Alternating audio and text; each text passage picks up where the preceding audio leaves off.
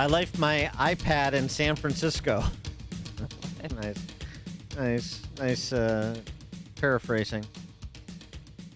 Less than 3 hours after arriving in the city, this gentleman and his wife, were treated to a local specialty, a smash and grab theft.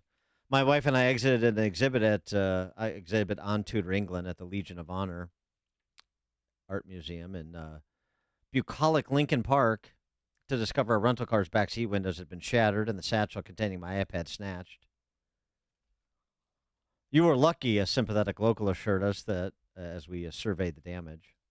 I mean, this happened to our friend Eli Steele. Right. When all his camera equipment was stolen. Museum attendant said to this couple, happens 10 times a week. Happens 10 times a week. The guards said they're instructed to protect only the interior of the museum and a narrow perimeter around it. And the car was parked just outside their jurisdiction, if you will. A few days earlier, visitors spotted two men in hoods driving vans slowly past the parked car. She took pictures of the vehicles and license plates and brought them to the desk. What did you do? I asked. He shrugged. No one witnessed a crime, and you can't arrest someone for wearing a hood.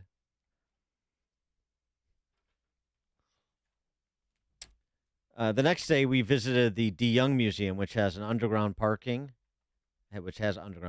and draw gates. You don't get smash and grabs here, do you? My wife asked the attendant. Oh, yes, we do. Draw gates, underground.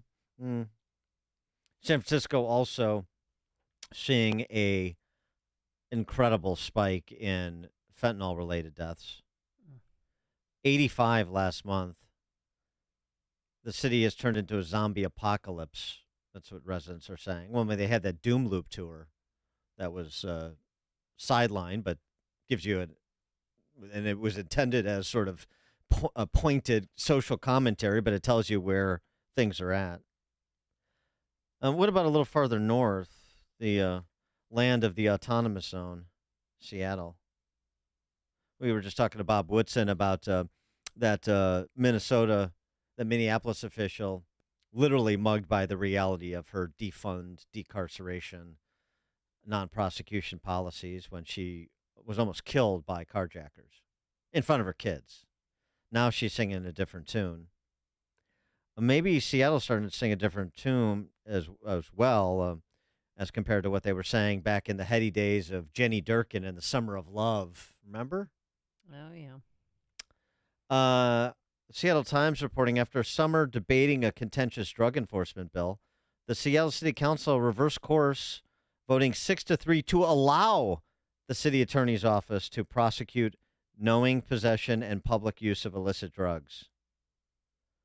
Sounds like a baby step, but I guess, the journey of 1,000 miles. For more on all this, we're pleased to be joined by Jason Rantz. He's the host of the Jason Rantz Show on KTTH 770 AM in Seattle, Tacoma. Seattle's leading conservative commentator.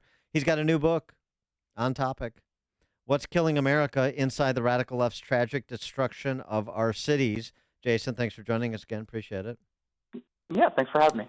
So, I don't know. This sort of would seem to be a modest move by the Seattle City Council as being hailed as something sort of transformational. How should we understand what's happening in Seattle? It is a baby step in the right direction, but it is not going to be transformational by any stretch. Unfortunately, there actually was a bill that had some teeth to it, but the progressives on the city council said, no, we basically want to make sure that policing has nothing to do with this. And so this new watered-down version essentially says in almost every single case, they're going to just want to push people into treatment multiple times before they will even allow officers to make an arrest. And remember, we're talking about, in the majority of these cases, we're talking about individuals who are already breaking the law because of their addiction, not merely smoking fentanyl or whatever it is they're smoking out in public or on a bus. The second big issue here is that we don't even have enough officers to be able to enforce this to begin with. Gee, I wonder why. Yeah, exactly. I mean, we're down some 600 cops since the defund movement. And I call it a step in the right direction only because they're at least sending a message that They are judging the open drug use, which they didn't do before. I'm glad it's going to our Seattle City Attorney. She's a Republican who actually says she will enforce the law, but that means arrests have to be made. And part of this law that they passed includes an executive order that has not yet been written as to the specific direction to officers on their policy of arrest. So this is not a great bill. It's certainly better than nothing, but I don't expect to see any difference, at least not in the short term. Well, how are social workers being utilized there in Seattle? They're not being utilized yet. They made this announcement about a month ago that they're starting to hire. And what they're essentially going to do is they'll train 911 operators to ask certain questions to ascertain whether or not a social worker is a better suit than a armed police officer to respond. Now, what they say is that they're going to do it for, crisis calls. Someone is, for example, yelling in the middle of the street while nude running around. Do we need a cop for that? We'll go ahead and send a social worker. The reason why I give you that specific example, because that's exactly what happened some 20 years or so ago. And they sent a deputy who was overpowered by that naked man who was running through the street, and he shot the deputy 11 times, killing him. So we are essentially sending people into either a significant injury or, in worst case scenario, their death, because we have this aversion towards police officers. And Seattle is experiencing a spike in homicides this year, isn't it? Correct. We're on pace right now to see the highest number of homicides the city has ever seen. And yet it's still all social workers on deck. And are there any efforts afoot to recruit police to Seattle? So funny you say that, because I had a story on this about a month and a half ago. Last year, about June, the mayor made this big announcement. We've got this retention and recruitment plan for SPD. We've got all of these different points and programs we're going to hit. I went back about a month and a half ago and I looked at all of them just to give a little bit of an update.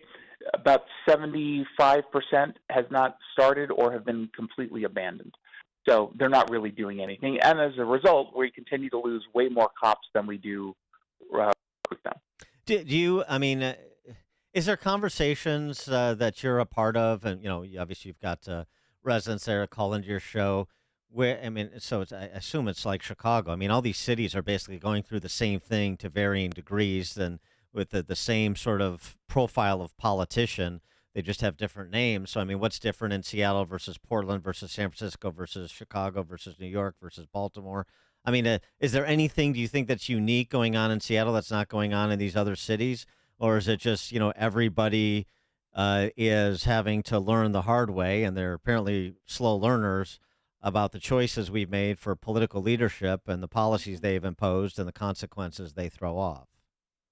Well, that's why I wrote What's Killing America, is because there are way more policies and consequences that we all have in common than differences. Sure, you're going to find small differences from city to city, right? You're dealing with specific policies to a region, specific politicians that have certain ideologies. But for the most part, we're all talking about folks on the radical left, and they have used COVID and the BLM movement to install all of these different laws and policies that have resulted in virtually the same way. And even though, right now we're talking mostly about crime, but when you look into housing policy and homelessness, when you look into K through 12, the indoctrination that's going on in our schools, we are seeing virtually the same kind of policies city to city. And the big problem is, and I used to get this a lot when I was doing my show a few years ago in Seattle, I would get text messages coming in saying, hey, I cannot stand Seattle anymore. I'm now moving outside of Seattle. Now I'm getting those exact same people sending text messages saying, I moved away from the madness and now it's spreading. And so just because you have a bad policy in Chicago doesn't mean it's not going to spread. And as you've seen, it's gone statewide. When you go ahead and adopt some of these criminal justice reforms that actually embolden criminals by telling them, yeah, we're not really going to keep you in jail, don't worry, no bail, no cash bail. Well, guess what? People are going to take advantage of that. When you tell the homeless that we're not going to sweep, don't worry, well, then they just make their encampments even larger. When you tell people don't worry, you're fine. And then they get hit with all these new taxes and they see reparations committees going into effect. They start to wonder whether or not anyone has their back. And the problem is, even though I think talk radio does this really well, we connect dots. We can tell you which policies and which politicians are responsible for what's going on. Unfortunately, not everyone listens to talk radio. And if you're only getting your news in little spurts because you're watching it on local television, you're definitely not getting dots connected. So what I do in What's Killing America is I connect the dots, but beyond that, I tell you why people actually believe what they believe on the radical left. Because if we don't understand what's motivating them, we're not going to be able to defeat them.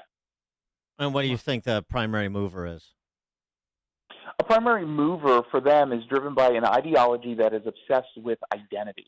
You can call it wokeness, you can call it critical race theory rearing its ugly head, but ultimately they view stories and issues and everything through a lens specific to individual identity, whether that's race, religion, socioeconomic status. They say, here's a marginalized community. Let's do what we can to punish people who are not in that community to the benefit of the people who are here, because the people who are not in that community somehow either earned it unfairly or they were gifted it, and that's just not fair. We got to bring them down while bringing everybody else up. The problem is you should never be bringing anyone down. You should only be focused on bringing people up. And when you bring one group down, you create another set of consequences. So when it comes to just looking at policing, they believe, and they've said this to their credit, the radical left has always said, starting in 2020 in a very loud way, we want to dismantle systems of oppression. We believe that police departments and the criminal justice system is inherently racist. So now we got to rebuild it through this identity-focused lens. They told us what they were going to do. So we shouldn't be shocked that they did it. But again, because I don't think people understand behind the scenes what's going on and what's motivating people, they get told these various terms about how they're going to go ahead and attack the drug crisis. We're using harm reduction as a strategy. I can ask 10 random people outside my studio right now, you can do the same. What is harm reduction? Not a single person will likely be able to tell you that. But that's a problem, right? Because that's what's being used in a way that is creating a worse-off drug crisis. We have to be able to understand that, and too few people do, and I'm hoping that's what they'll learn from this book. Jason Rantz is the host of the Jason Rantz Show, KTTH 770 AM in Seattle, Tacoma. And his new book we've been discussing, What's Killing America? Inside the Radical Left's Tragic Destruction of Our Cities. What's Killing America is the book. Jason Rantz, the author. Jason, thanks as always. Thank you so much. Appreciate it. Thank you. And he joined us on our turnkey.pro answer line. This is the morning show more Chicago radio listeners are choosing. This is Chicago's Morning Answer on AM 560. The Answer. At Signature Bank, going the distance for business banking customers is what we do every day. We understand that business owners have a strategic mission, a drive to succeed, a plan for growth, and don't have time to wait for a bank to respond. With Signature Bank, you not only have a banking partner that has roots right here in Chicago, but our decisions are made locally too. Signature Bank knows that when you have a question or problem about your business, you want answers. You need someone who will pick up the phone or respond to your text. You need someone who is always there for you. That's Signature Bank. We are a team that wants to get to know you and your business. Want to be Signature Bank's next success story? Give us a call today at 773-467-5630 or visit us online at signaturebank.bank. Member FDIC Equal Housing Lender.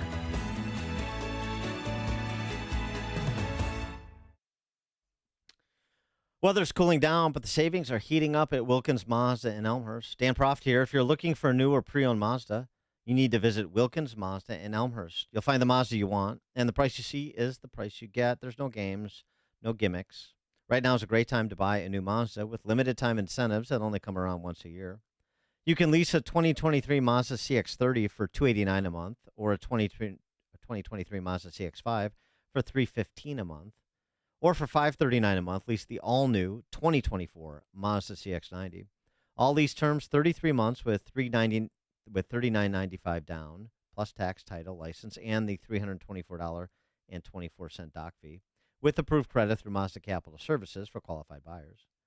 To keep your Mazda running great all year round, schedule your next service appointment online at WilkinsMazdaCars.com at their service center. WilkinsMazdaCars.com. Wilkins Mazda is conveniently located in Elmhurst off York Road and 290, just minutes from Oak Brook, the city, and Schaumburg. Experience the next level of excellence at Wilkins Mazda in Elmhurst.